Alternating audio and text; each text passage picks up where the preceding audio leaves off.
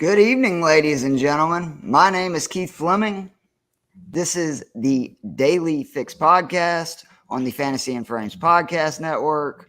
It is a very special Daily Fix Podcast, not because my co-host, Joe the Brain Matz, is here. He's here every week, Joe. You know I love you, but you're not that special.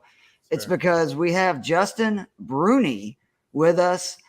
Justin is a fantasy football and NFL betting editor. He's the host of the SGPN Fantasy Pod. He also hosts the Sports Gambling Podcast as well.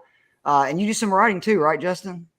Yeah. I write for SGPN Fantasy as well. Do the editing over there for all of our written betting and fantasy content, and then help produce all the show distribution, all that stuff. So we got a lot of good stuff cooking over there. Follow us at SGPN Fantasy on Twitter. Yeah, you would be what they call a 5-tool prospect, right? If we were something like that. I think I might be a tool short of the full set, but yeah, I've got a couple in the shed for sure. All right. So how long have you been working in the biz, Justin?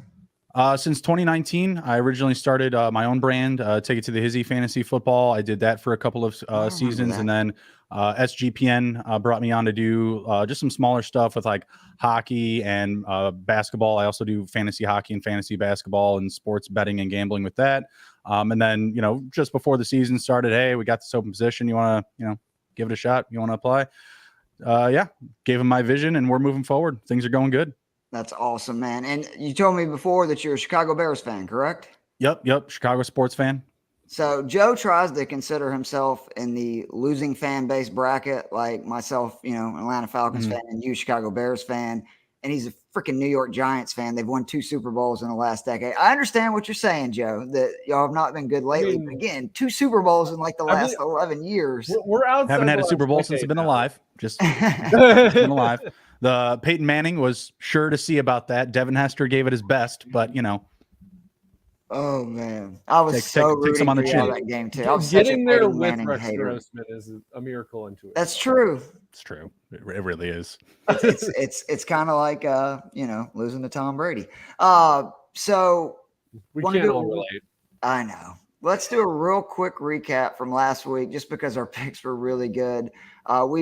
We've been really hot on the podcast lately. We've had 3 of the top 5 scorers 4 weeks in a row. That streak was stopped last week, but we weren't mad about it because we had the 4th, 5th, 6th, 7th, 8th, 9th, 10th, 11th, and 13th highest scores on DK. We had, I believe it was 7 guys score 30 points or more that we gave on the pod. My man Joe was on fire. He gave you DJ Moore. He gave you who else did you give, Joe? Oh, you just picked against my Falcons. That's right. I was gonna say I just called on the Panthers and it worked great. And that's not even including your Garrett Wilson play, which is also a really good call last week. My expensive tier plays are really good.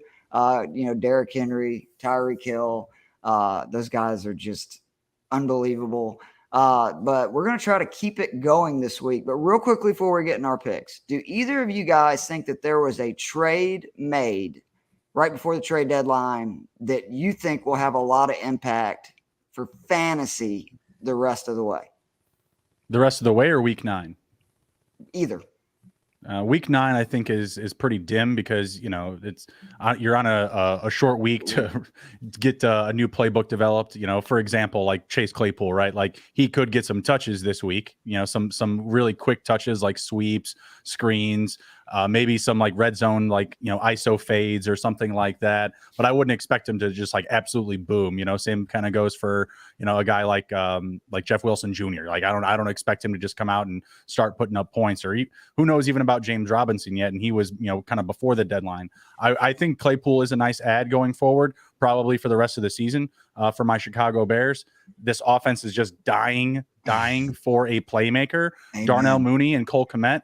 That was a fun little preseason that they had, but that's guys, that's 3rd string, 2nd string defensive starters. So you know what I mean? Like both of them all summer, hyping both of them up. I had a lot of good things to say about both of them this offseason. And hey, maybe this Claypool addition might help them out as well. Claypool and Kmet, they went to Notre Dame together, so they like out of the same class. Kwame St. Brown's also there. He's a Notre Dame guy, so I don't know if they have to have like Darnell Mooney start taking night classes at Notre Dame or what, kind of like fit in with the group, but I do think that he could be a nice addition to just not only boost his own value because he's not really competing for targets or snaps anymore behind George Pickens and Deontay Johnson. He's going to be at the head of the group, ahead of the herd. So I think there's some brighter days for him ahead.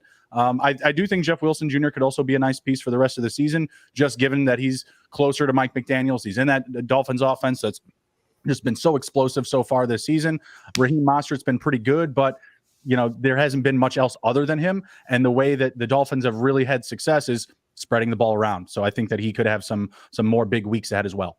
Yeah, if he gets the opportunities, just as Edmonds did for like the first 6 weeks, I think he'll do a lot more with that than what Edmonds did. Joe, do you think, because I actually think the biggest trade was the Bradley Chubb to Miami, which is a defense that has some really good pieces, maybe adding that pass rusher that can help them get more pressure without bringing blitzes. Do you think maybe if the Miami defense is available, that's one you would be looking at in your fantasy leagues?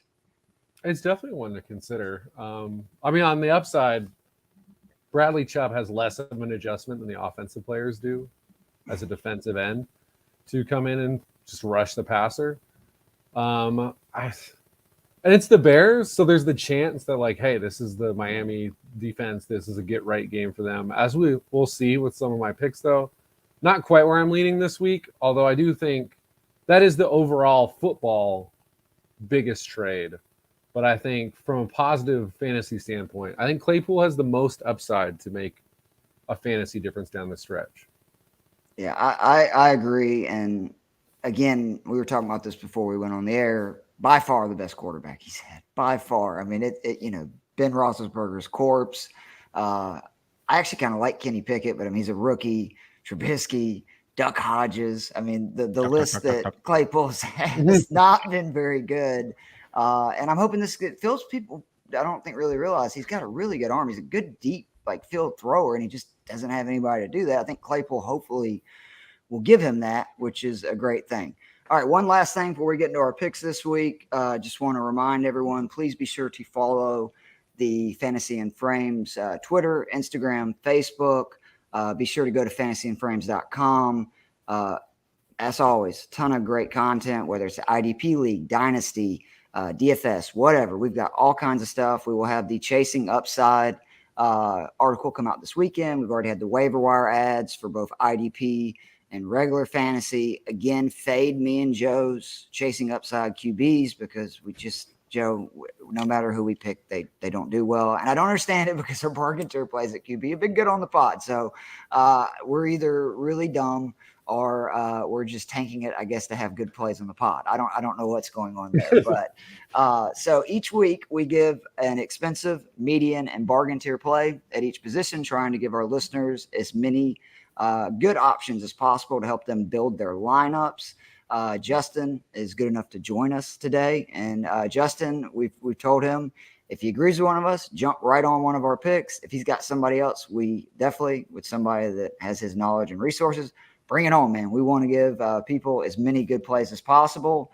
QB, Joe, why don't you go first? I know we share them, but go into a little bit while we both have Justin Herbert at 7,200 as our expensive tier QB. A big part for Justin Herbert is just opportunity. No one is throwing more passes per game than Justin Herbert in the Los Angeles Chargers. He's also third in the league in passing attempts in the red zone. And keep in mind, he had a bye week last week, and he's still third in the league.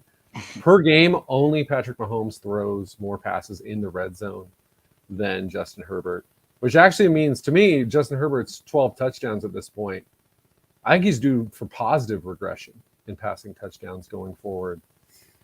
And despite all those pass attempts, only 4 picks. So he's not a guy who's going to tank you with a bunch of turnovers. And really importantly for him, too, he only has, I believe it's 48 rushing yards on the season. A lot of that is because of the rib injury he suffered against Kansas City week 2. He looked a lot healthier the last game they played against Seattle. He ran for 22 yards in that game. That's easily the most he's had in the game this season. So I think the rushing upside is coming back as well. And meanwhile, he's facing your Atlanta Falcons. I was gonna say, when are you gonna get into it? Let's get to the headline here. 318 passing yards a game to opposing quarterbacks. Not surprisingly, that's dead last in the NFL. The last 4 QBs they faced, 3 of them topped 300 yards, which again gives us that DK bonus. And the fourth guy was Jimmy Garoppolo, and he got to 296 passing yards. So I would wager that Justin Herbert will get us that bonus this week. And ultimately, his ceiling is just dependent on how many passing touchdowns he has. Yeah, just to reiterate, because basically my reasoning is more about the Falcons than even Justin Herbert, who we know is great. But last week, the quarterbacks that scored their most points in a game against the Atlanta Falcons grew by another, as PJ Walker joined Jimmy G, Matthew Stafford, Joe Burrow, and Jameis Winston. They all had their highest scoring game against this Atlanta Falcons. Tom Brady and Jacoby Brissett, they had their second highest game of the season versus the Atlanta Falcons.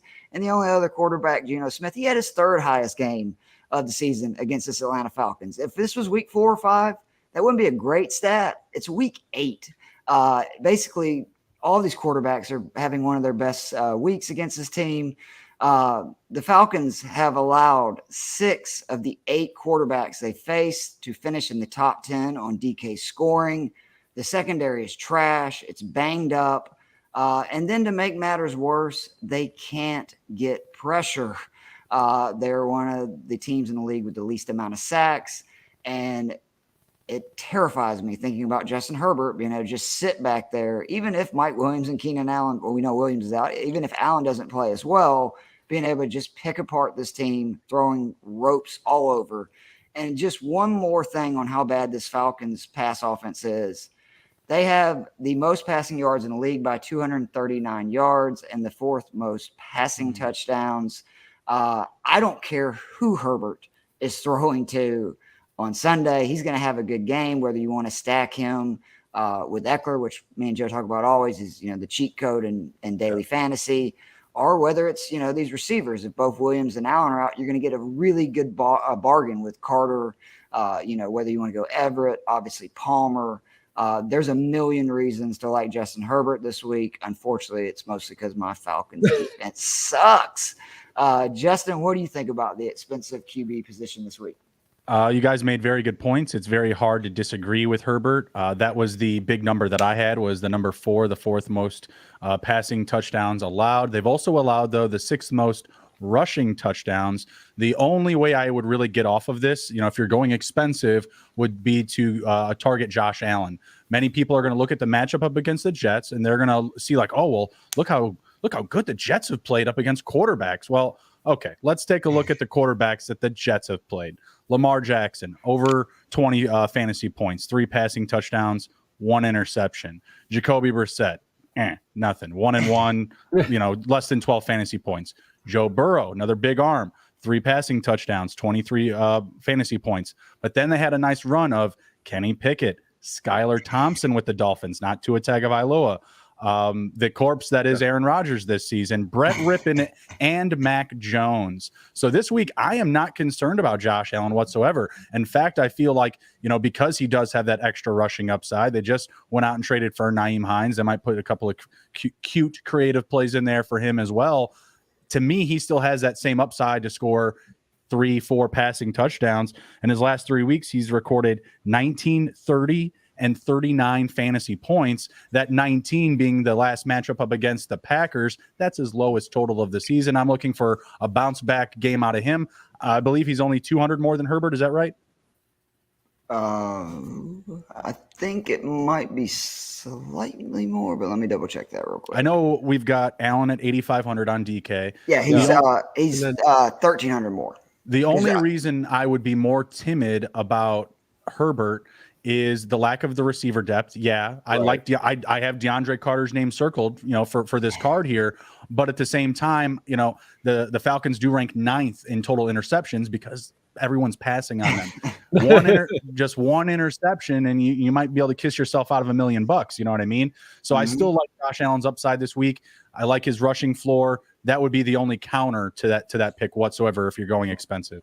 Yeah, I love that. Just to add to your point, because I've been on the Josh Allen train all season. I picked him 2nd and 3rd in drafts this year because I just felt like you got to get your number 1 pick right in a fantasy draft, and he's the safest bet in fantasy right now. Yes, sir. He's had at least 32 rushing yards in 6 straight. He's had 40 or more in 5 of those 6.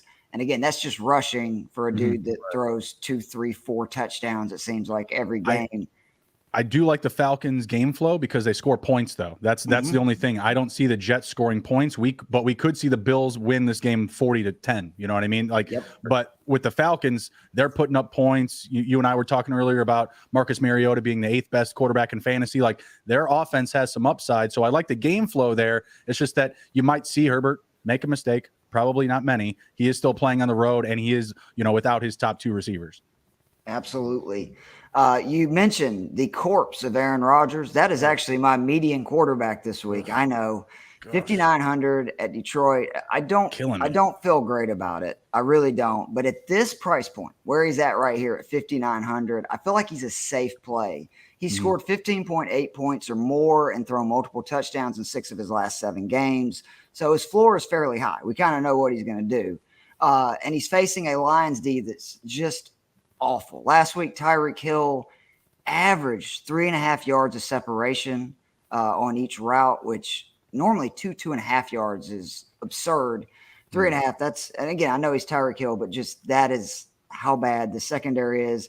The Lions are 4th in most points per game allowed to QBs, and despite only playing 7 games, they have given up more points on the season to QBs than 16 of the 22 teams that have played 8 games this season.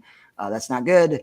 One of the many frustrating things for fantasy owners with Rodgers this year is he has not ran at all. But the Lions have given up 200 yards and 2 rushing touchdowns to QBs this year. 2 guys that you do not consider runners, Tua and Carson Wentz, both ran for 19 yards or more. So there's a chance maybe Rodgers actually will run a little bit here. And Detroit has allowed an opposing QB to finish in the top 10 in 4 or 7 weeks. So at this price, I'm going to take a chance because I just think that, obviously, maybe a lot of people will be on this play. I don't know. I go back and forth on that. I've seen projections where it is going to be high. I'm very interested to see if that actually pans out because, again, as you said, Aaron Rodgers has basically been a zombie this year. The Packers' offense has looked horrible. But, man, you could save some money and have some really interesting stacks by going with Rodgers. You can stack him with Jones, who I'll talk about in a little bit. Or you could stack him with, if Lazard plays, literally 2 of their receivers against an awful secondary. And if he does have that big game, now we're talking about a potential big output from a quarterback that's under $6,000 and 2 receivers that are under $6,000. And that's a good start to your lineup. Joe? I actually considered going with Rodgers this week in the mid-tier as well. I had to take a shower after I did it, but we talked a couple weeks back and we're like, hey, they're playing Washington. If this isn't a get-right game, they're in trouble. Right. But they're obviously in trouble. But if this isn't a get-right game for the offense in general, then the season's completely done. Because it being in a dome makes me feel a little bit more comfortable too. Just a little bit. Like this game is in Green Bay, I wouldn't actually feel quite as good as I do it being in a dome where actually I feel better about the Packers if it was in Green Bay because both teams get to play in the dome. No, that's fair. Well, I feel better about their offense right in the dome. I would not say I feel better about the chances of winning this game. Because that defense is a legit problem as well for Green Bay. But I went $100 cheaper. My old friend Geno Smith, 5,800 against the friend of the pod at this point. Definitely. even after he beat my Giants and then thanked our former coach and GM for starting him one game. I hyped him up back in week 6 in this same matchup. I hyped up a lot of people in that game, and that was one of my bigger misses on the year. It was his second lowest fantasy output this season. But I have a feeling that was kind of a fluke, at least on the Arizona defense versus Geno and Seattle end. That was the only game in Geno's last 6 where he failed to throw for multiple scores. And the Cardinals defense followed that game up by allowing 593 yards and 6 scores to Andy Dalton and Kirk Cousins. Arizona did have 3 picks against Andy Dalton, but Geno's only thrown 3 all year, so I don't think that's going to be a concern for him. Arizona's also allowed opposing QBs to run for at least 20 yards in 4 consecutive games. Again, keeping in mind 2 of those quarterbacks were Kirk Cousins and Andy Dalton. So that's a couple extra points you can tack on. I will say, if you go the Geno Smith route and you're looking for that stack, I would stick to Lockett and the Seahawks tight ends. No offense, questionable. If he plays, I would go with him. If he doesn't, obviously go Will Disley. But I would steer clear of DK Metcalf. 7 games against the Cardinals. He has never broken 60 yards in any of those games. Wow. Meanwhile, the Cardinals are bottom 2 in receptions, yards, and scores allowed to tight ends. So especially if Fant's out and Disley just is the guy, then that's a super low price guy that you could pair with Geno and potentially Lockett as well. Sorry, I just saw Damian Pierce go full Marshawn Lynch. He Dude. just threw it. I have such a man crush on this dude because I've been pumping He's him a up beast. since April. Is there of a last reason why he's year. wearing a flag? That's a good question. I'm not sure. Why is he wearing a flag on his butt? Maybe But- like several. Okay, of maybe he them are. didn't throw that guy. Maybe he was just like didn't fall over. But but yeah, I was just reacting. I was like, man, the red helmet effect is just alive tonight. Texans Yeah, are that- frisky right now. But that dude does have a red flag hanging out of him. I don't know what's going on with that. But I like the Geno Smith pick. But between the two, I don't know if there's a clear winner because I mean you kind of made your point against Geno Smith by downgrading the Metcalf matchup, right? It's true. But I do love Kenneth Walker this week, and Geno Smith has been one of the, if not the most accurate passers per volume in the NFL this season. So in a matchup up against Arizona where I'm expecting a lot of points and I expect a lot of positive game flow, and I trust Geno Smith to not turn over the ball, I think he is a pretty good median option. But I do have, probably a pick or two behind him that I would probably prefer.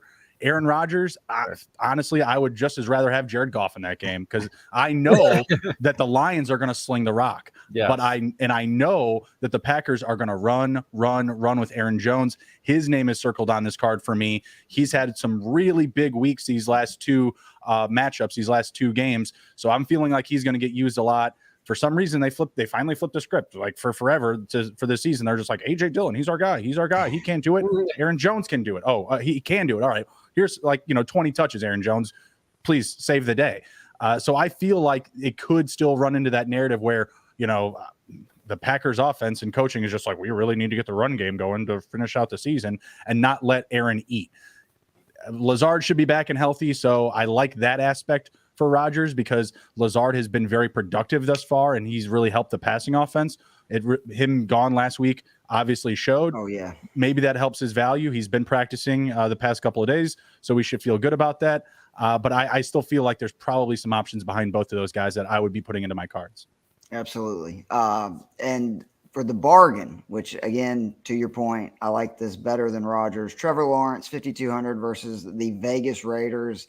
He's 11th in QB scoring on DK the last 3 weeks. He's averaging 17 points per game on the season, 20 more in 2 or 3. What I like to see is he's had 3 rushing touchdowns in the last 3 games. I actually think getting rid of James Robinson is only going to mean it's more likely he runs in that red zone and is more likely to do that. I think his 8.8 point performance versus a really good Denver defense will have him lower owned than normal, which is good for you. But this is there are 5 quarterbacks averaging less points per game than Lawrence that cost more, including Brady, Stafford, and Carr, who are considerably more expensive. He shouldn't be in the 5,200 range with PJ Walker and Mac Jones. The Raiders D has allowed opposing QBs to finish top 10 in 6 of their 8 games. They've given up multiple touchdowns in their last 5 games, including to Andy Dalton, Davis Mills, and Russell Wilson. Sandwiched obviously by the monster game by Patrick Mahomes, the 4-touchdown one. Wilson and Mahomes both rushed for 28 yards or more on this D. So Lawrence, who has 15 yards or more in 3 of his last 4, I think it's more likely that he will run a little bit in this game.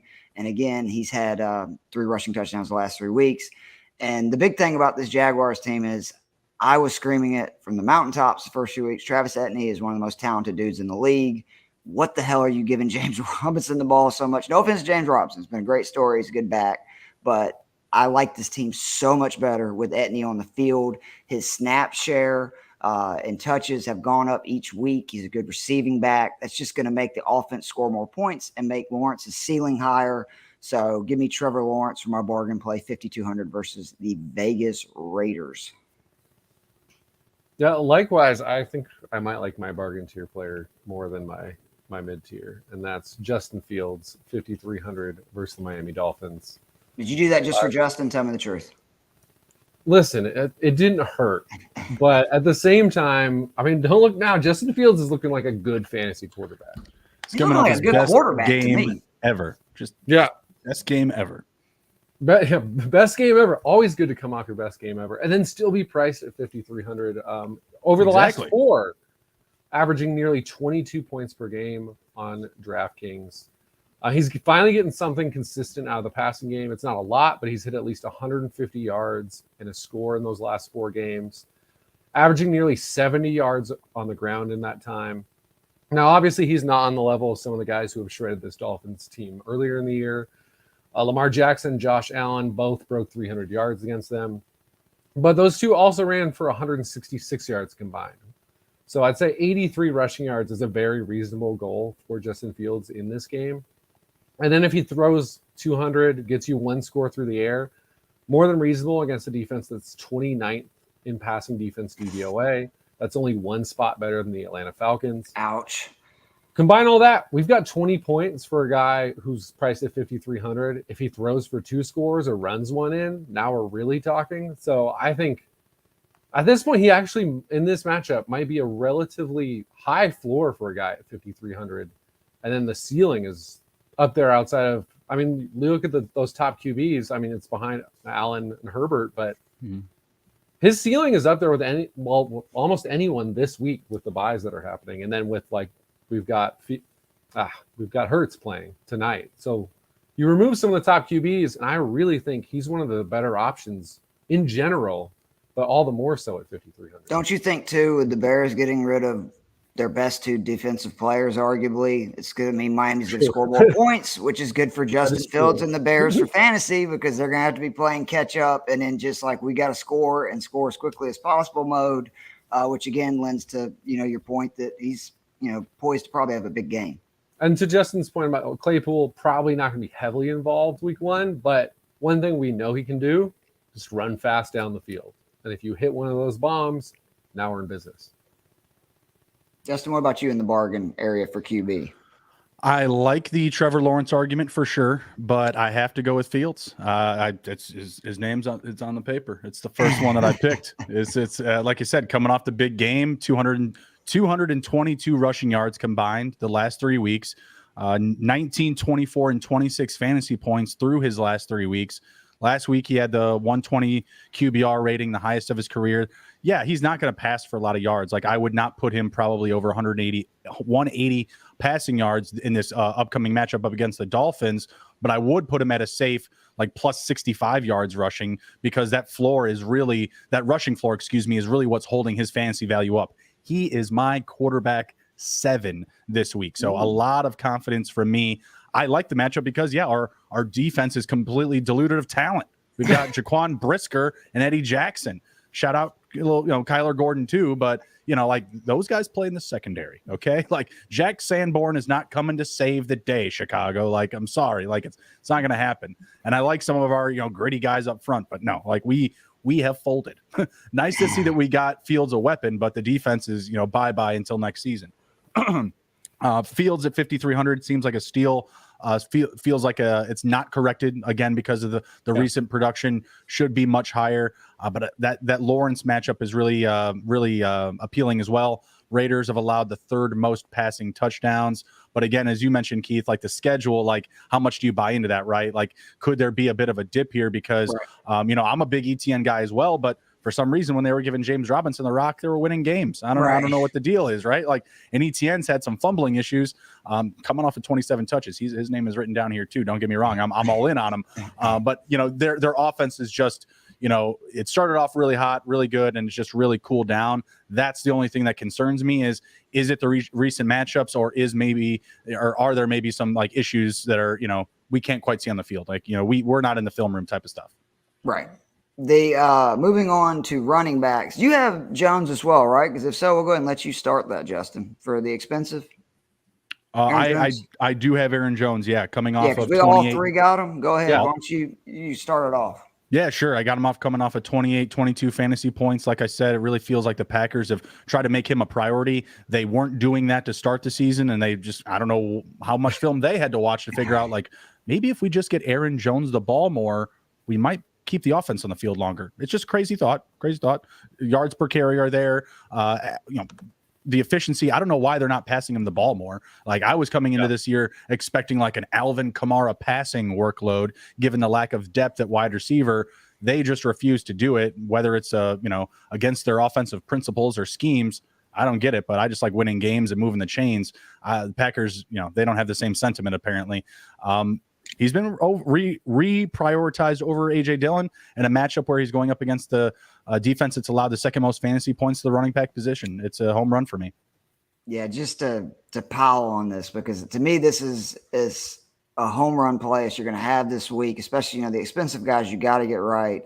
I trust this guy as much as anybody. The Lions' run D over the last 4 games, if you exclude the Dolphins game, which the Dolphins have trouble running the ball, and Jalen Waddle and Tyreek Hill were literally catching everything. They gave up in the 4 previous games 600 rushing yards and 6 touchdowns on the ground. And you made the point about Jones scoring 48 points the last 2 games. He's up to a 63% snap share, has a 14% target share in the passing game. He's top 8 at running back in yards created, yards per touch, evading tackles, breakaway runs, routes run, and rushing yards. Yeah, get him the damn ball. I can't believe the Packers took this long to figure this out, but it seems like they have. And if you are going to do the Rodgers play, I do like stacking with him, because over the last couple of weeks, they have finally started to throw him the ball as well as run it. And this is a defense that just a couple of weeks ago against arguably the best pass catcher that they played against, J.D. McKissick, he had 7 receptions against them. Finally, the Lions have given up 24 or more in all 7 games. 28 or more in 6 of 7, and 30 or more in 4 of 7. There are going to be plenty of fantasy points to go around. And the great thing about the Lions, much like the Falcons, they score points when their guys are healthy and play. So I know the Hawkinson thing might hurt a little bit, but Swift looks like he's going to be out there. St. Brown's back. So they're going to make the Packers have to keep up. I think Jones is a home run. Yeah, 100% with both of you guys. I mean, just look at the last 2 weeks that Jones has had. One game, he primarily got the points receiving. He had 9 receptions, 53 yards, and 2 scores against Washington. Then he runs through a $143 against against the Bills. And if you go back his last 3 games against the Lions, he didn't play week 18 last year because Green Bay was good enough last year to actually get to rest people. But the last 3 games he's played against them, 7 touchdowns, and he scored 0 touchdowns in 1 of those 3 games. So it's really 7 touchdowns in 2 of those games, 3 rushing, 4 receiving. So if they actually do finally get him more involved in receiving consistently, as Justin said, they should, because, I mean, look at that receiving core. Look at what Aaron Jones does every time he touches the ball. There's just a myriad of ways he could score in this game. And so, yeah, even if Detroit is trading punches with Green Bay, or if Green Bay is in control, Aaron Jones should have a big day regardless. Yeah, I thought he was going to be Austin Eckler this season with the Packers receivers and stuff. And he might be down the stretch if they know it's good. I hope so, because I got him in a lot of leagues. That would be great. I would really appreciate that. I'm not banking on it though. It's the Packers. The Packers, they're a mess. The median, I think we're kind of all again on this, but Travis Etienne 6,300 versus the Vegas Raiders in the last 2 games. Basically since he's became the starter in week 7 and the official bell cow in week 8, he scored 50 points in 2 games, double digits in 5 of 6. He scored a touchdown his last 2 games, his first 2 of the year. What's most impressive was coming off 114 yards on the ground at 8 yards per carry week 7. They go, okay, we're going to ramp you up. They gave him an extra 10 carries after the Robinson trade. He still averaged 6.5 yards per carry. So this dude can run the rock. The Raiders just faced someone Etienne was compared to coming out of college, Alvin Kamara, ever heard of him? And he led all players in scoring in DK with 42.8 points versus defense, catching 9 passes for 96 yards and 2 scores.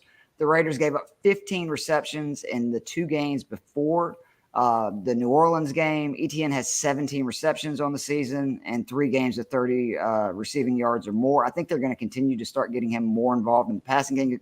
I said this stat over and over again this summer. He had over 100 receptions in college for 700 yards with Trevor Lawrence as the QB at Clemson.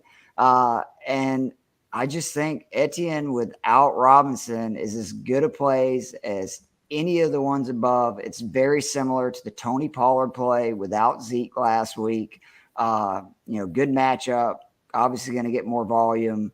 I love ETN as my median tier running back. Oh, with you all the way. Even more than Jones, in part because of the price point. This might be my favorite running back play of the week. It's like you said, so much of this is just they ramped up how much they've been giving him the ball, and the efficiency has not gone away. Like the last 4 games total, it's 7.4 yards per carry. But again, that's going from 10, 10, 14, 24. And then the Raiders, not a terrible run defense, but as you mentioned with Kamara, terrible at defending running backs in the passing game. Only Kansas City gives up more receptions or yards to running backs on average this season. So, yeah, again, I just bet on his talent, especially as when he's going to continue to be in this lower 6,000 price range. Yeah, I have him as my first quarterback selected on like my my most favorable card. Like he's the guy that I went to first. I have him at running back 7 this week in PPR formats. I was chuckling a little bit there because my buddy Brad Stickler, who's an analyst with us at SGPN Fantasy, has ETN ranked number 1 in PPR, and I was just like, wow. I was like, wow. Like thought I had him. I thought I had him high. I was like, shout out Brad, shout out at FF Bourbon dude on Twitter. Emerson Beery, who also works with us, he has him at number 5. I have him at number 7, which I think is pretty adequate, but yeah, running back 7 for 6,300. Where do I sign up? Are you kidding me? The matchup is great.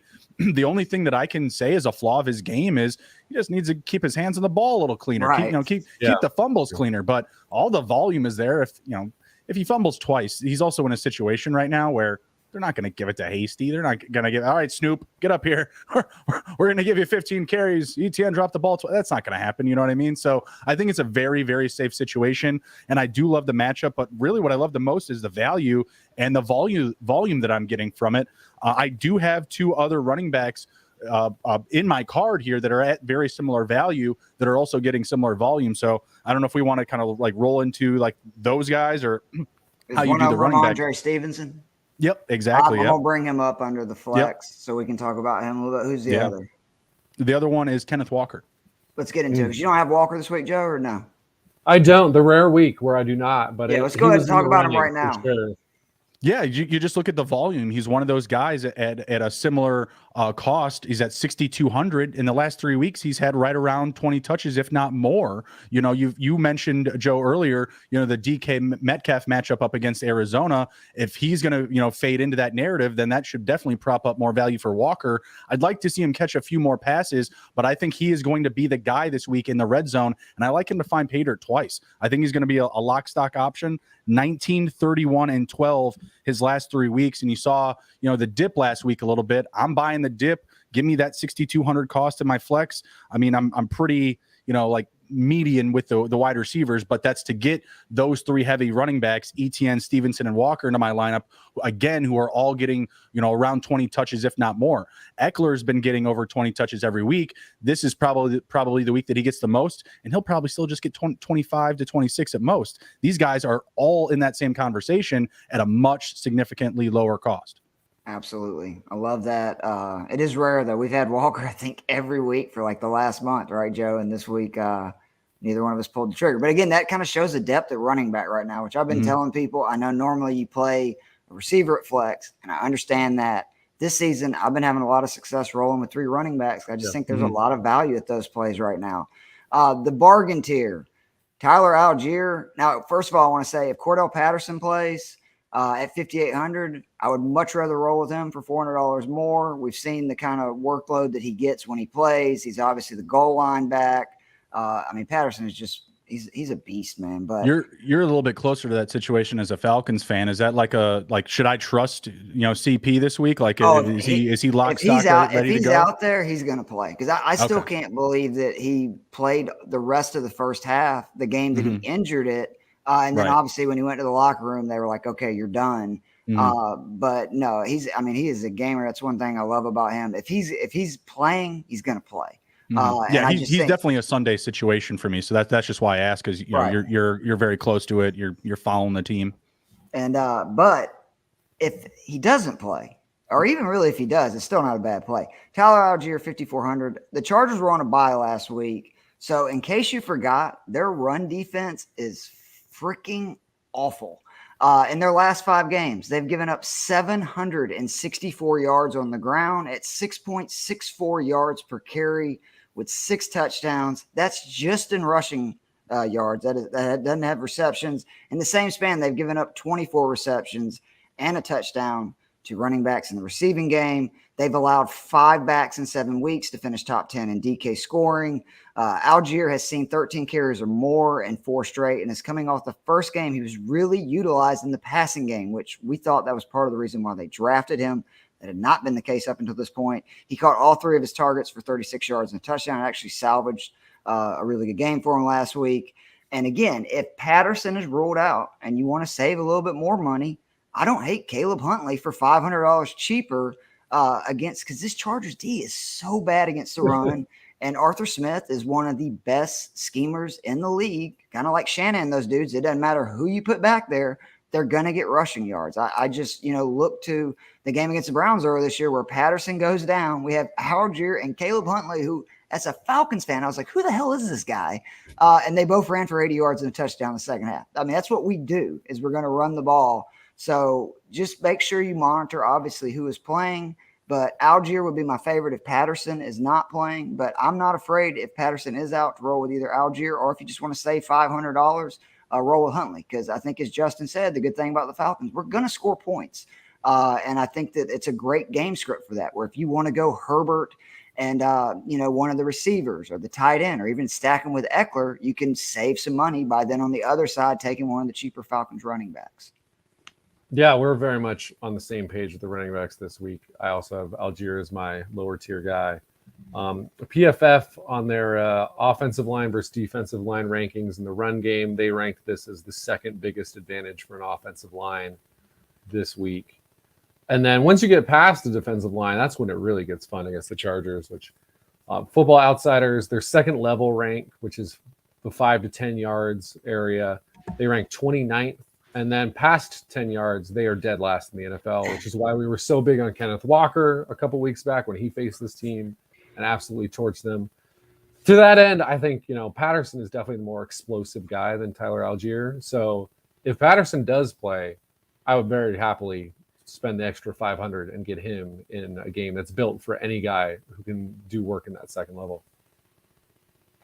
Justin, what do you think about that? About which guy, sorry? Any of them, the Falcons backs. Like you like them this week? I'm starting Caleb Huntley this week. Tyler Algebra, I don't know. It's really pick your poison, like you kind of said. But between the two of them, Falcons are going to score points. The offense is going to be on the field a lot because their defense is going to be pretty shaky. They're going to let up a lot of points. Yeah, if CP's out, I think they're both live options. But I just proposed the question to you guys. If you had to bet money, who's more likely to score a rushing touchdown? Marcus Mariota, Tyler Algier, or Caleb Huntley? Mariota. That I would lean towards Mariota as well. Right, exactly. So if your quarterback is going to poach you in the red zone, you too many cooks in the kitchen type of situation for me. I would rather have one of those guys that we'd already mentioned. Another cheap one, or maybe not cheap, but cheaper, Donta Foreman, coming off a huge game, just has a ton of usage in his offense. But yeah, for me, because you have so many cooks in the kitchen there running the ball for the Falcons, you could have CP back. That's not a pick you're making until Sunday, right? So you get the full report, see what's going on. Just a lower confidence level. But yeah, I mean, it's a pick that if you nail it correctly, which guy to start, you can really boom up the score chart. And again, if CP plays, I'm telling you, he's going to get the majority of the carries, and they all get touchdowns. He's just exactly. Yeah, right. touchdown for you. Yeah, it's like the Eagles. One other guy I do want to mention, because he was technically my bargain. I had Algier as my median. For people that have been listening, I have not been spending on running backs. I've been trying to go from about 6,500 and below, because I just think there's been so much value there this year. And then I might have an expensive one in the flex. How many Ronnie Rivers shares did you have last week? I don't think I had any. Yeah, no one did. Because it was Ronnie Rivers. The Deion Jackson 5,200 to me is interesting in New England. Jonathan Taylor's still missing practice. The Colts traded their pass catching back, Naheem Hines. And I like Jackson at this price range. I think he needs to be in a lot of lineups. Obviously, if Taylor doesn't play, I mean, that's a slam dunk. But I still think he could be a sneaky play even if Taylor does play. For starters, he's moving into the Hines role. Hines and Indy saw 5 or more targets and scored 8 or more points in 4 of 7 games. This Pats D is not your typical Pats D that, you can't run against. They've given up 4 more receptions to running backs in 5 of 8 games. They've given up some rushing yards lately. Not to mention, I have a feeling the Pats are going to have a field day with Sam Ehlinger. I think Bill Belichick has just been licking his chops going, oh, great, I get to unleash my defense on a quarterback making a second career start. Meaning I could see game scripts where the Colts get down early and either they just take Taylor out if he ends up starting and we're going to rest him. We don't want to, wear him out in a game that doesn't matter. Hello, Deion Jackson that way. Or if they get down a lot and they're in pass catching situations, again, hello, Deion Jackson, because he's now in the Naheem Hines. And a final remember for if Taylor does miss the game in the 2 games that Jackson saw a majority of the work in the backfield, he scored 41.2 points in those 2 games, caught 14 passes, which is obviously huge in PPR DK format. So that is one other cheap running back that I would look at this week. Love it. Absolutely love that pick. Deion Jackson, I mean, he almost made me choke on some food. I was at the Fantasy Football Expo and I was having breakfast, watching some replays or something like that. And he makes this beautiful run. It's just where he just bursts full of speed, and I have to spit out my food. I'm like, I can play. he looks good. Who the hell is this guy? I actually have Jonathan Taylor right now today ranked as RB34. I'm expecting him to get pulled out of this game. Even if he does play, it's not a matchup where you're going up against the Patriots defense. They're one of the few in this type of scoring format in DFS that are, coming close to double-digit fantasy points, right? So this isn't a defense to mess around with. I don't think that Jonathan Taylor will play in this game or much of it. If he does actually, become active, it's definitely going to be a game-time decision. But like you said, they already got rid of Naeem Hines. They've shown favoritism to Deion Jackson when given the opportunity. The trade indicates even more of that confidence and that trust. He's a home run pick this week for sure. All right, moving on to receiver. Joe, who you got for your expensive tier? Going back to the well, huh? Yeah, Amon-Ra St. Brown, 6,600 against Green Bay. Going a little cheap for my expensive tier here. I mean, the thought process here is not super complicated. TJ Hawkinson is gone. Amon-Ra St. Brown was already 3rd in the league in target share prior to that. And, I mean, we saw last season what can happen when he becomes the primary or almost only option in the offense. Almost a 35% target share, wasn't it? Something ridiculous like that. Right, and he's at 33.6% this season. So the target share hasn't even gone down that much. Last year, from weeks 12 on, he had at least 10 targets in every single game, at least 70 yards, and scored a touchdown in 5 of those 6 games, including Green Bay. Although, again, slight caveat to that was Green Bay. That was week 18. They weren't starting everyone. But the other thing is Jair Alexander generally does not shadow, and Amon-Ra St. Brown plays in the slot primarily. So he's not going to see the best coverage guy for Green Bay. And as we mentioned earlier, we expect this to be a successful game for Green Bay on offense, which just means Jared Goff's dropping back 40-plus times. And again, if you're getting a 34% share, that means you're seeing double-digit targets, and I like him to produce on that. Again, especially in DK because it's PPR. Speaking of target monsters, mine's DeAndre Hopkins, 7,900 versus Seattle D. Love it. Good Lord. He's seen 27 targets, 22 passes, receptions, 262 yards and a touchdown in his 2 games. It's no coincidence that the Cardinals offense has all of a sudden came to life in the 2 games. We talked about all summer while I was not big on Kyler Murray this year because you're going to have to go 6 weeks without him, without DeAndre Hopkins, and he is a completely different quarterback. When he doesn't have Hopkins, how much so? They've scored 68 points in the last 2 games. They scored 64 in the previous 4. The real reason I'm high on Hopkins this week, though, is I just think he's undervalued for what you're getting at this price, maybe with the exception of Justin Jefferson with the Cooper Kupp injury. I mean, he's the only person I can think of that is definitely a bigger part of their offense than DeAndre Hopkins.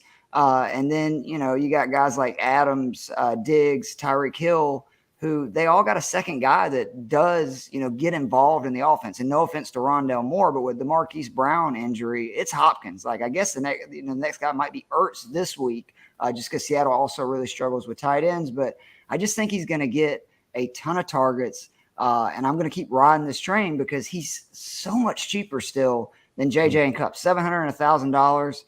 You would need to go all the way back to 2020, the last time Hopkins played the Seahawks D, because he's always suspended, it seems like. But most of the secondary was there at that time. He scored 34 points in those 2 games.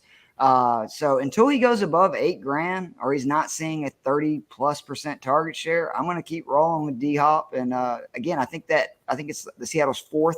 On DraftKings, it's got that number 4, which I think that scares a lot of people away, which is, good for me. I'm going to play Hopkins this week. Love both the picks. But between the two, I would go Hopkins over Amon-Ra. Although saying that, even like right after I say that, I feel like Amon-Ra will get like 18 targets this week. It feels like he could have that type of opportunity. The only thing that would temper my expectations on Amon-Ra would be the potential matchup with Jair Alexander. But I really don't know, honestly, from my own knowledge, if they'll only keep Jair on one side of the field or if they'll actually make him shadow him or what it is. But those two are going to run into each other. Jair has been looking a little bit better in recent weeks. To the Hopkins pick, the only challenge flag I can throw is Justin Jefferson. That's it. That's the name I got down here. I am feeling some Kirk Cousin revenge game vibes. Going to DC. Literally the world and the media are just on the throats of the Commandos right now. And I feel like Kirk Cousins wants to get another foot in there. I feel like he wants to be a part of that. That's what I'm feeling this week. You have Irv Smith heading to IR. You're filling that spot with TJ Hawkinson, and who their backup isn't coming to me right now. So I'm guessing it's going to be a little bit more extra upside for Jefferson, who's coming off a little bit of a lower game, KJ Osborne, and potentially even Adam Thielen. He's the only guy that I would go over Hopkins. Hopkins' volume has been great this season. That was my only concern with him at any point coming on with the Cardinals is it always felt like the volume was low, but the touchdowns were high, right? He was really making his nut in the end zone, and that's great for fantasy, but I wound up selling him this offseason for what was it? I sold D-Hop and Mitch for the 101 for Brees, and then, Brees was great until he died. Oh, he was a stud. Oh, God. Yeah, I'm hurting still. My buddy Alan does a lot of film, and he's great at that kind of stuff. And he's talking about D-Hop is literally the hot route on every single passing play for the Cardinals, which that's very good for fantasy owners of DeAndre Hopkins or people that put him in his DK lineup. Moving on to the median tier, Scary Terry McLaurin, or as Jorge corrected me, and I don't know if you know this, Joe, he is actually supposed to be Terry F1 McLaurin. It's true. 5,900 versus Minnesota. He's scary again, though, right now versus opposing defenses after starting the season averaging 15 points per game over his first 3. The next 3, while the Washington offense stalled, he scored 24 points combined, kind of got everybody off that train. But with Heineke, the savior, back at the helm over the last 2, he's seen 8 targets in both. He scored 18 or more in both games. In their last 2 games, the Minnesota secondary allowed DeAndre Hopkins, Jalen Waddle, and Tyreek Hill to combine for 86 points on DraftKings, catch 28 passes for 459 yards. I'm not saying that Terry McLaurin is the same receiver as those guys, but he is a very good receiver who is another guy that just really hasn't had a great quarterback yet in his career, and sort of like what DeAndre Hopkins did before he came to to Arizona. He still just puts up numbers every single year. Since week 1, the Vikings have allowed multiple receivers on the opposing team to score 15 points or more in 4 of their last 6. I like Terry a lot this week, and I don't think he's going to be high owned. And I actually think, believe it or not, that's going to be a revenge game the other way where somehow Washington ends up winning that. Ooh. But I think it's going to be a high-scoring affair. Oh, I like it a lot. Yeah. I very much considered Scary Terry in this slot as well. No, I've been corrected. It's Terry F1 McLaurin. That's Terry F1 McLaurin. I have him on my card. He's an absolute smash for me this week. You want to go ahead and reiterate then, Justin, before Joe gets into it, since you do share it with me? Oh, yeah. I mean, he's coming off of 18, 19 fantasy points. Taylor Heineke has just been the difference. It's just really that simple. Wentz was a more timid quarterback. I mean, I was about to try to work in the adjective vanilla in there, because it just felt like he just came out like he was just so scared, and the play calling was very vanilla, and he was always checking down to Curtis Samuel or checking down to the running back and just trying not to make a mistake and lose the game right away, only to lose the game at a later point, unless you're playing the Bears and the Bears is going to Wentz inside the 5. But I digress. McLaurin, yeah, he's back. I mean, you've got a quarterback that's ready to sling the rock and not hesitate and just let his players and his receivers make plays. It's a very easy start for me. You already brought up all the information on the Vikings defense. It's a great matchup. I believe, like I said, Kirk Cousins is coming to town with revenge game vibes. As long as Minnesota gets off to a hot start in this game, I feel like there will be a full-on offensive explosion from both sides. He's my wide receiver 16 this week. 5,900, smash. All right, so we're all in on the over in that game, it sounds like. Yes, correct. Which means there'll be 15 points scored. Yeah, right, exactly. But again, the Vikings, I do think, need to come out hot because I feel like the Commandos will kind of keep the play calling a little bit more revered for the end of the game. Right. They're going to hold their cards until they don't have to, get overly aggressive because let's be real here. Like Heineke is not a risk-adverse quarterback. He's going to put you into some tricky situations that you're going to need to work out of. Oh, he's a gambler for sure. Exactly. So you always got to watch out for those guys. But I'm not expecting, the F1 McLaurin to come out of the garage with a touchdown on play one. You know what I mean? Like, right. I don't think it's going to be that type of. Be patient. Yep. Exactly. But if the Vikings go up early and they throttle the game flow, I think, it's a smash. I might take the first half under, but the total in the game, I like it. Give me the over. Joe, you going back to the well with your median this week? I am indeed. DJ Moore. Speaking of backup QBs, bringing guys back from the dead, DJ Moore with PJ Walker, the second highest scoring wide receiver in fantasy football the last 2 weeks. On DK, 50.1 over those 2 weeks. 10 plus targets over those 2 games. I mean, on the season, he is 10th in the league in air yards, 3rd in air yard share. He is the guy in this offense. Even more so now with Robbie Anderson obviously gone. PFF with some great data here, which is that 30% targets per route run and 2.23 yards per route run against man defenses this season. Bengals have deployed man the 6th highest rate. They're also missing their best corner for the rest of the season. Chidobe Awuzie is out for the year.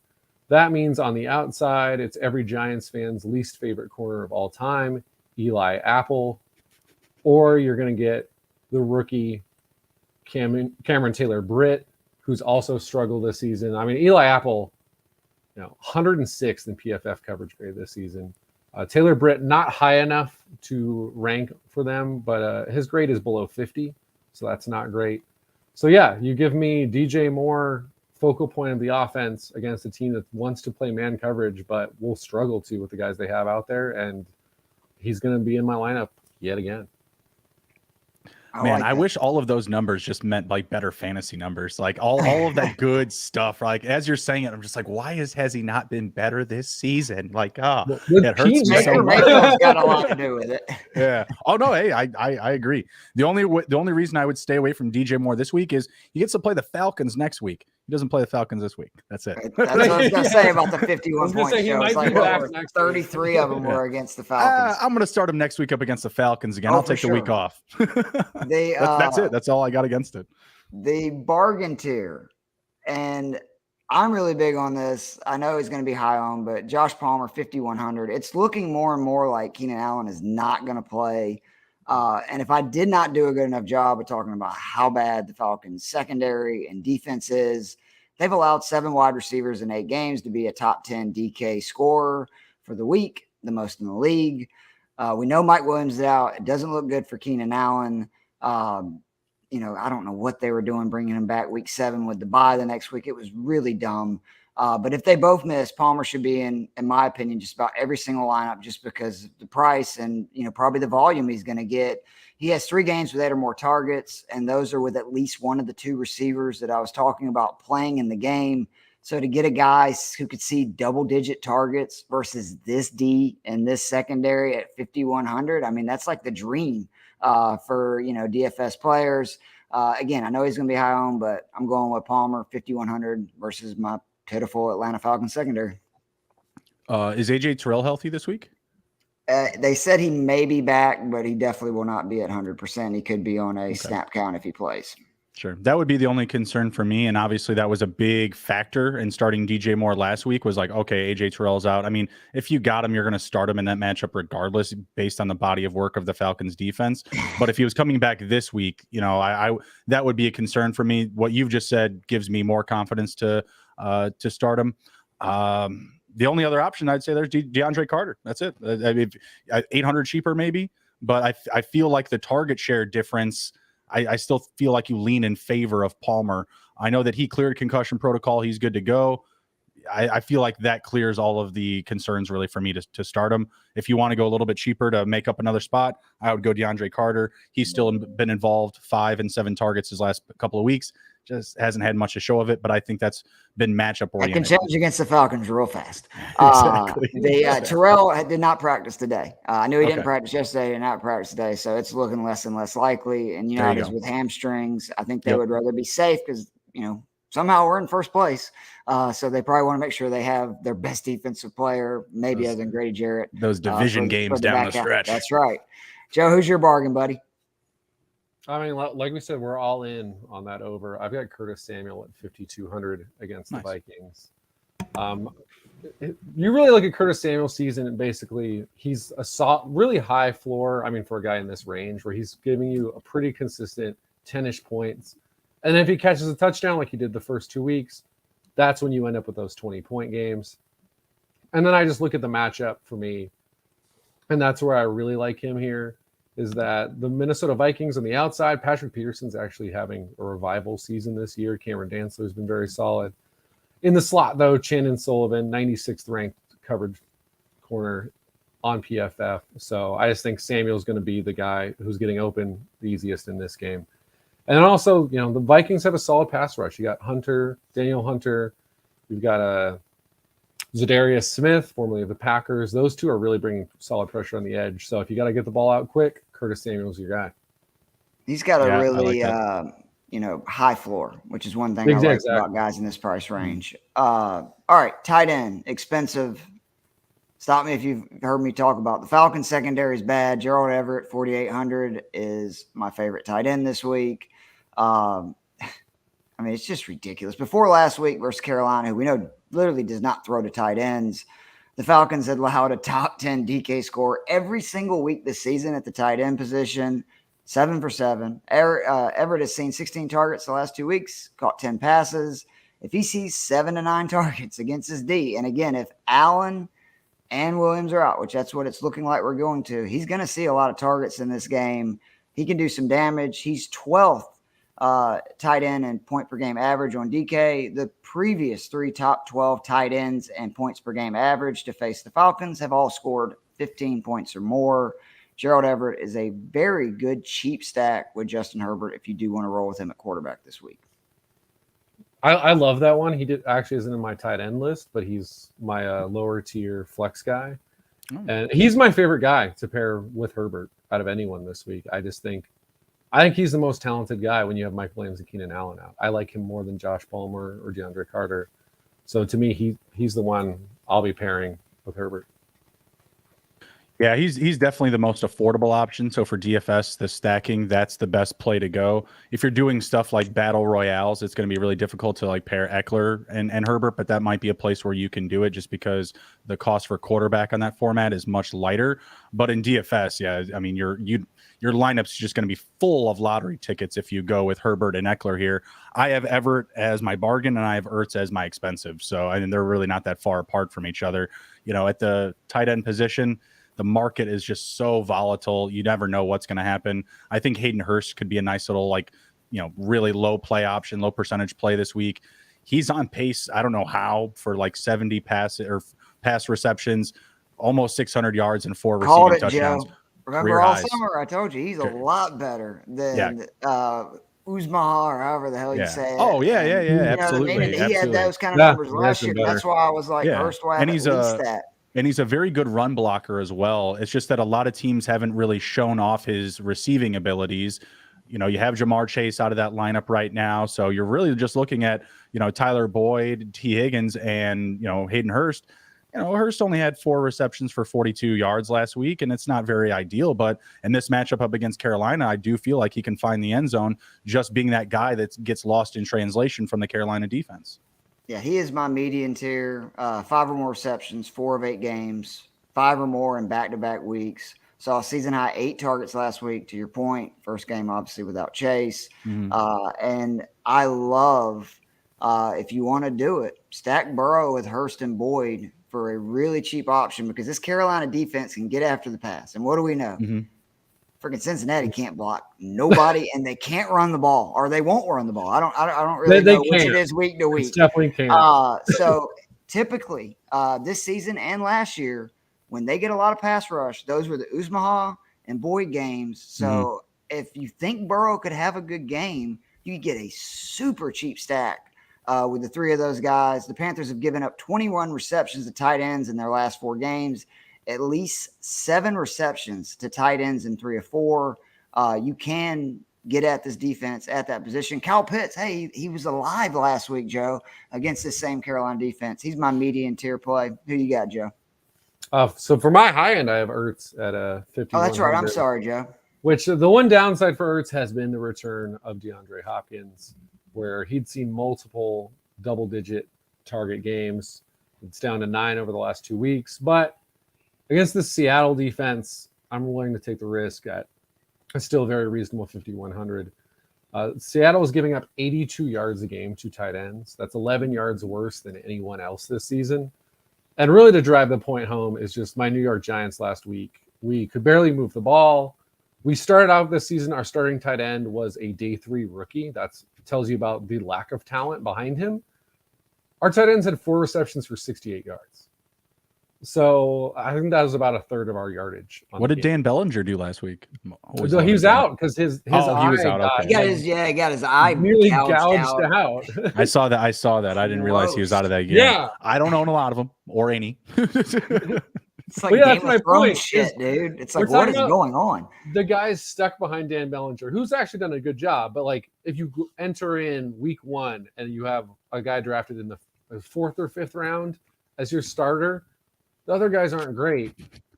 And they got 68 yards against this defense. So considering I think Seattle's going to score some points, I think Arizona ends up throwing the ball. And I think Zach Ertz has a great shot to also get at least 68 yards against this awful defense against tight ends. The closest thing to a sure thing behind Kelsey and Andrews at the tight end position has been Ertz all year. He's been great. He really has. He needs like that big game, which I keep saying it's going to come one of these weeks. This is as good of a week as any against a bad D. You had Higbee right for your median, Joe? Yeah, another guy who just sees a lot of targets, in part because that's another team that cannot pass block at all. The LA Rams. They've been honestly disgusting with their ability to pass block. What's Higbee's value this week? Higbee is all the way down at 3,700. Higbee is? Yeah. Okay, that's what I was going to ask about, is because he's had a huge dip these past 2 starts, and if you had any concern about that, because potentially Van Jefferson coming back, Ben Skoranek is stealing the ball from everybody, like Ronnie Rivers, whoever the hell he is stealing the ball from people. Like it's a weird situation out there in LA. It is. I mean, that slight risk at 3,700. It's the pass rush deal, right, Joe? That Tampa's going to get pass rush in those games. He's like Cowboys. San Francisco. Yeah, San Francisco. Is one of those defenses that can really wipe out tight ends, I feel like, because they always have really good safety linebacker play. Where, if he ends up matched up on Devin White on any plays, Devin White, good at rushing the passer, really awful in coverage as a linebacker. So I just think they're going to have to get the ball out quick. I think this is a bounce back game for Higbee. And worst case, it's not. And I've only lost 3,700, so I'm not over. I was looking to have you sell me on getting him in my lineup, because I was flexing him with Mark Andrews, while Mark Andrews was doing well. Right. And now I'm sitting there staring at I'm probably going to start Likely or Andrews, one or the other, just to cuff the position. And then do I throw out Rob Tonyan or do I throw out Higbee? And I'm feeling Tonyan. I don't know. That's a tough call. And then on DK, they're both bad against. They're $100 difference. Yeah. Which, Detroit and Tampa Bay are also on DK. These are bottom 6 defenses against tight ends. So I think if you're playing DK, it's definitely 2 really good buy low options. But I think there's a better one. My bargain is Evan Ingram, 3,300 versus the Vegas Raiders. He's averaging over 10 points per game over his last 4, despite only 1 touchdown in that period, which that's the big deal is, it's such for these, guys, basically, again, outside of Andrews and Kelsey, they're so touchdown dependent. For him to be getting at least 9 points, catching 4 passes and seeing 6 targets, over a 4 or 5 game stretch, that's huge at a position that, again, so few do. He's top 9 in scoring on DK for tight ends 3 of the last 4 weeks, and is facing the Raiders team with issues versus tight ends. Guys with similar roles in their offense, Zach Ertz, Gerald Everett scored 14.5 points or more. And again, I'm a little higher on the Jaguars offense this week. I know the most, but I love the Lawrence Ingram stack if you're going to go with Lawrence. I mean, you're talking about under 10K for a tight end with, I think, the 30 ranked defense on DK versus tight end, and a quarterback, against like the 27th ranked defense versus QB. That's what I'm looking for, when I'm trying to take a flyer in these bigger tournaments and fields. I'd like him stacked with Lawrence and Etienne, actually, just because, 3,300 is so cheap. And I think that, the dip of Christian Kirk and Zay Jones, and he's been okay, I guess, for like weekly fantasy. You don't want him in your DFS lineups. Right.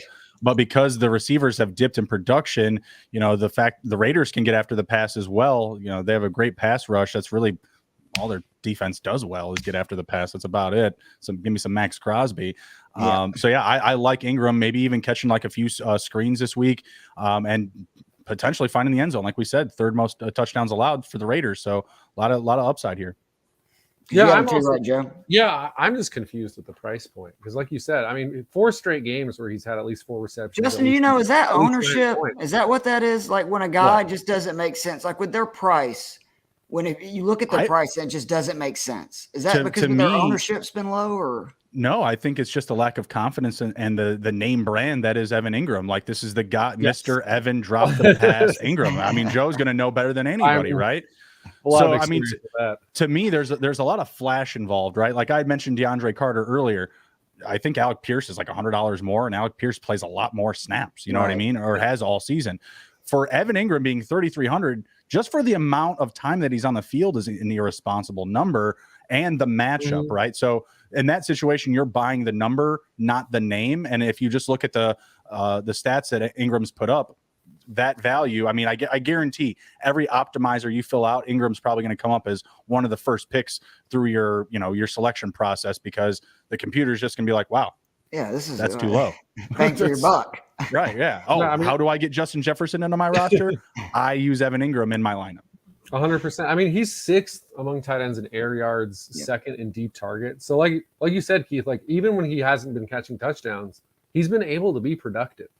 If we get that touchdown, then he's a top 5 tight end on the week, and we only paid $3,300 for him, which is a ridiculous bargain. Again, given the tight end position, I'm looking it up now. I just want to see what number he is, like what tight end number he is, because I know Hayden Hurst is like number 9.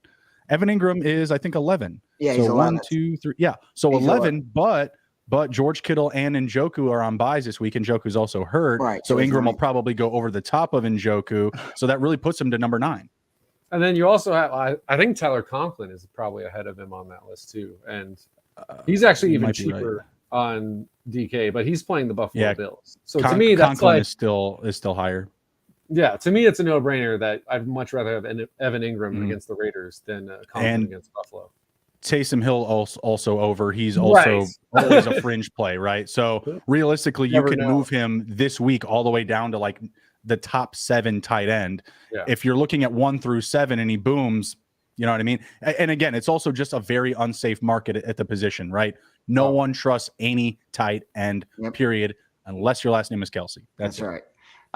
Before we get into the flex, Joe, of course, Moore for the Texans. This week, he's got 40 yards and a touchdown. Not last week when he was my bargain play. And Davis Mills, if you did not see, just threw one of the worst picks I have seen in a long time that led to the drive that got the Eagles a 7-point lead. All right. The flex, my expensive tier was Aaron Jones. I've already talked about him. So, Joe, I think you got Tyler Boyd, right? Yeah. And, this is obviously opportunity. Jamar Chase is out. That's a huge deal.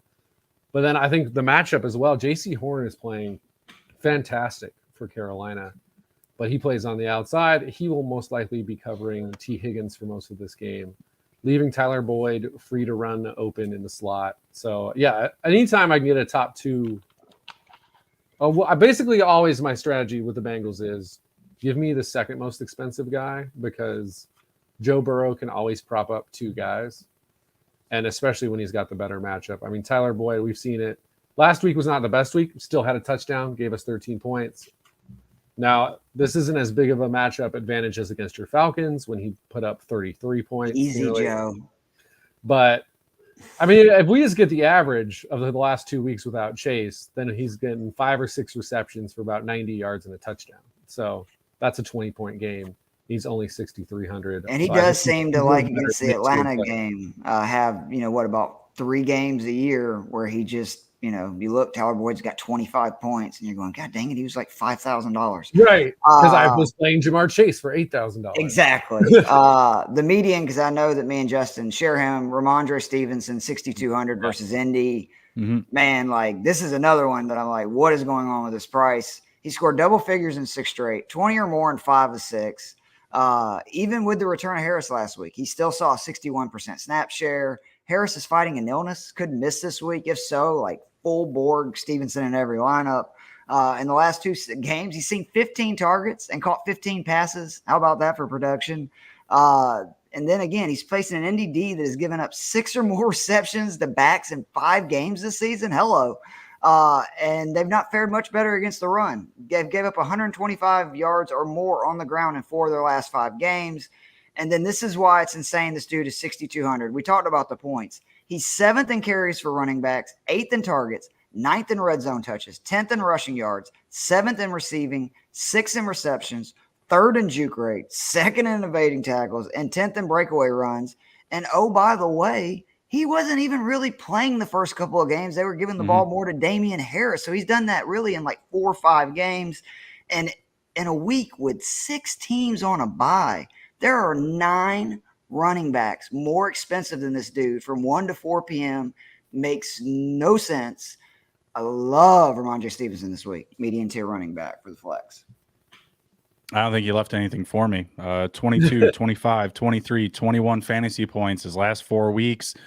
Like I mentioned earlier when I said I wanted to stack ETN, Walker, and Stevenson because they fit the mold of affordability and volume, like he just fits that criteria for me. The pass catching upside has just been there. I think we all realized that he was always going to have that role, even when Damian Harris was healthy. I mean, even Bill Belichick went out as far as to say, like, oh, he's going to have the James White role. And then all of us nerds are just like, 6 to midnight right away. I was like, oh, my God, he's going to what? You're going to do what with him, Bill? Are you kidding me? Yeah. So, I mean, writing was pretty much on the wall that this was going to be the case at some point this season. The Dame Harris injury just really clarified, like, hey, like, this is the best running back we have. Honestly, it's kind of similar to the A.J. Dillon and Aaron Jones situation where, like, I like both A.J. Dillon and I like Damian Harris, but I'm not even saying that Aaron Jones spells him, but that's how they were running him. Well, no, it was. It was. But the spell option was just better, right? I'm not saying it's not as clear as like Tony Pollard and Zeke by any means. I mean, my goodness, but it's a very similar vibe that you get from those type of, running back rooms in those situations where the best guy wasn't getting the most touches. It's not the case anymore. Bill and the offense have corrected. And really, who else on the Patriots other than Jacoby Myers is a live weapon for the Patriots? I think that we're going to have well over 20 touches again this week for Stevenson, well over 25 fantasy points in a great matchup.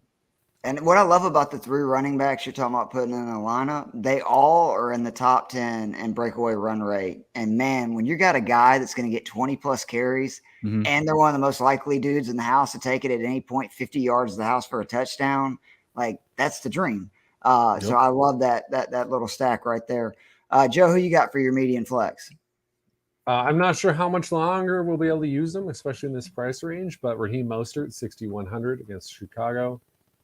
I'm obviously banking here on Jeff Wilson not coming in and immediately vulturing a bunch of carries. My hope is that also scares people off because of that possibility. I just love him in this matchup against the Chicago Bears. Week 1 is the only week in which they have not given up 100 total yards to the opposing backfield. 4 of the last. And that was in a monsoon. That's right. Trey Lance was still a quarterback in the NFL. Right. So pretty big caveat to that game. 4 of the last 5 games, they've given up at least 110 rushing yards. 4 straight games, they've given up a rushing touchdown. Only 2 teams are giving up more total yards to opposing running backs. And Mostert's whole thing is he scores a touchdown, he basically gets 20 points. That's what it's been on the season. So again, 4 straight games, they've given up a rushing touchdown. 7 total rushing touchdowns in that month. So yeah, if he scores a touchdown, he gives us 20 points as long as Jeff Wilson stays out of it. And again, I like it because I think there's going to be lower ownership because of that, and I still think he's going to carry the vast majority in this game.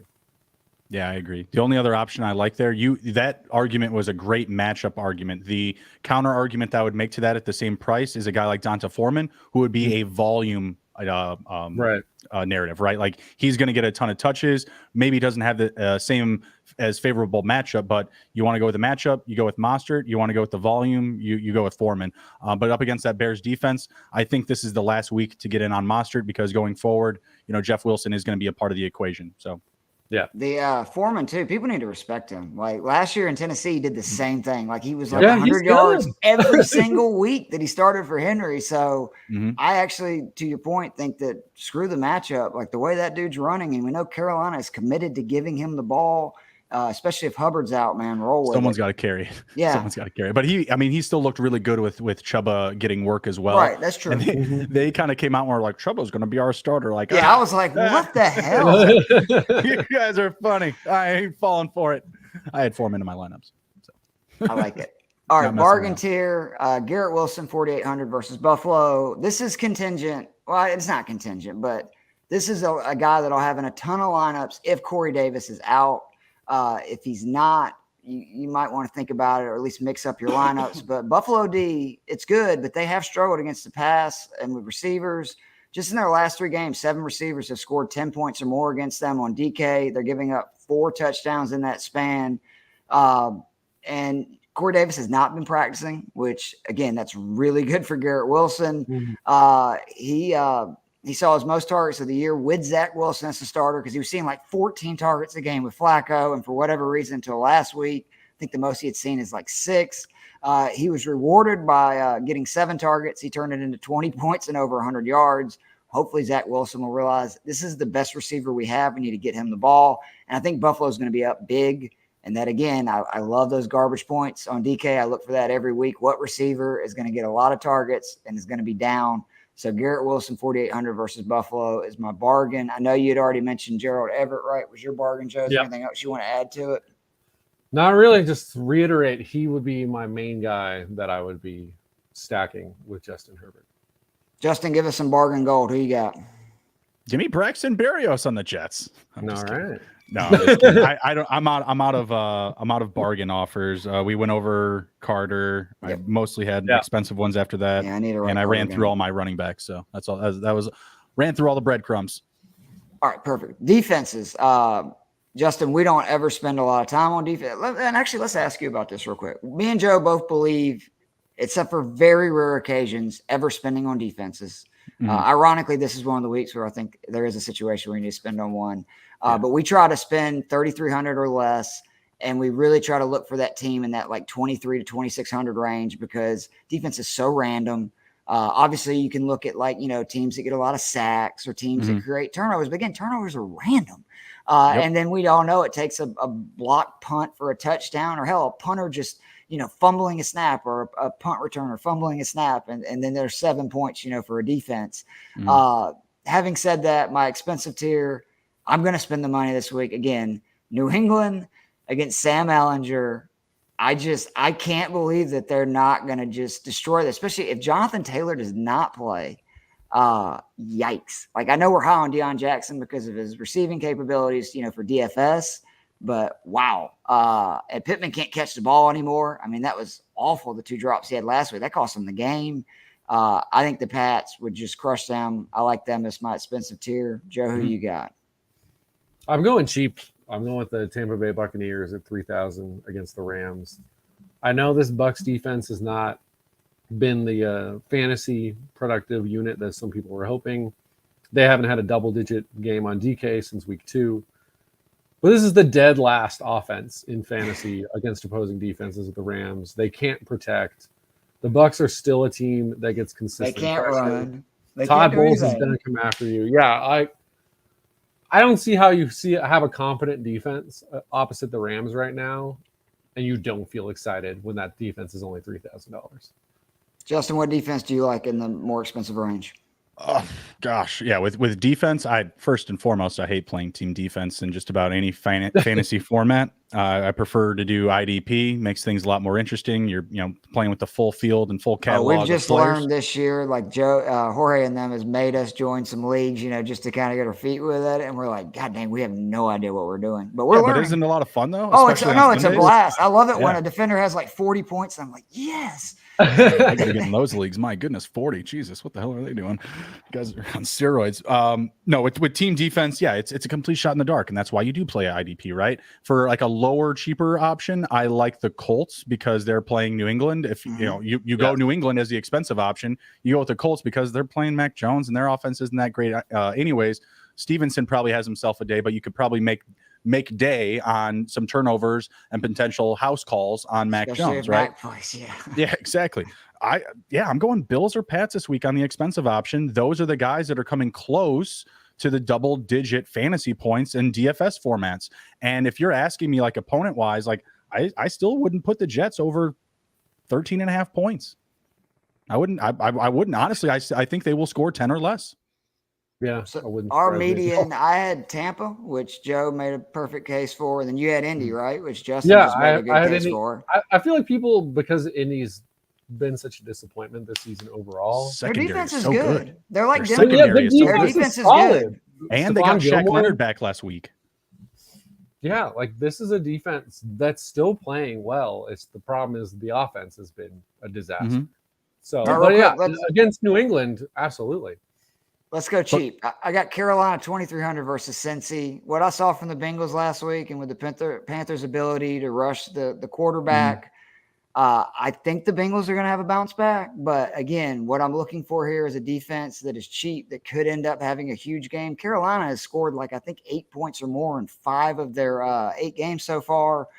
For a defense, and they get sacks, which at least that way you're not going to have like a goose egg or something. Mm-hmm. And again, this Bengals, they can't run the ball, and if they know they're going to be able to just kind of press their ears back and go after Burrow, it could get ugly.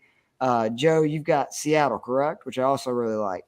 Yeah, 2,500. I mean, again, do I think this game will mirror the 19-9 game they had against Arizona? No, I think there'll be more offense, but this is still a team that scored 14 points against the opponent they're playing this week, 3 weeks ago, and they're priced at 2,500. They've also only had on DK one game where they've given up or they've scored under 7 points. So this is a pretty high floor defense. So at 2,500, they're going to be in a lot of my lineups. Justin, you got any of the real cheap ones? Can I ask you guys, is there any chance that the Washington Vikings game is like a primetime game?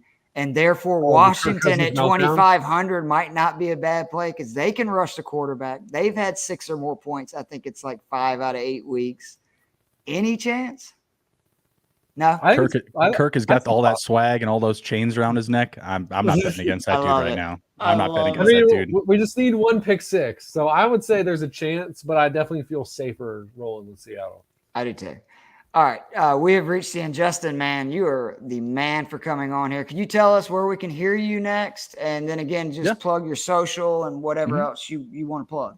Yeah, absolutely. I really appreciate it, guys. Been a great talk tonight. You can find me on Twitter at SGPNJB. You can find our brand at SGPN Fantasy on the Twitters where we do all the talky. We've got articles coming out every week. Go to sportsgamblingpodcast.com. I said every week. I mean every day. We've got IDP. We've got Dynasty. We've got injury reports, snap share reports, trade calculators, Dynasty values, season-long value charts. We got the good stuff. Come ride with us. We'll take care of you. Joe, you got anything you want to say on the way out here? Joe the Brain Mats? Nothing to plug. I'm just going to enjoy the lack of stress from having a bye week this week. So I told you y'all were going to make the playoffs before the season started. Giants are looking great. Come on, man. Well, the Giants are the ultimate stress team, though, because we enter every fourth quarter down 7 to 10 points. And then we just have to win like 5 of them. again, I would argue every NFC East team is probably the most stressful. Even even Eagles fans are stressing out over 7-0. Like, oh, we're gonna blow it. Well, they are right now because the Texans are still. It's the red helmets, man. Justin called it the minute they put those bad boys on. Red helmet swag is covering the total for sure, or covering the spread. Excuse me. Go follow Justin. Follow me and Joe. Follow the Daily Fix Pod. We've had a Twitter account for 2 months. We're up to 96 followers. I'd like to get over 100 this week. Seriously, go follow Daily Fix Pod. I mean, we gave 10 out of the top 14 players last week on DK. It's worth the ad. Really do appreciate it, Justin. Until next time, we'll see you guys. Keith Fleming, Justin, Joe the Brain Mats, Daily Fix Podcast on the Fantasy and Friends Podcast Network. We'll see you.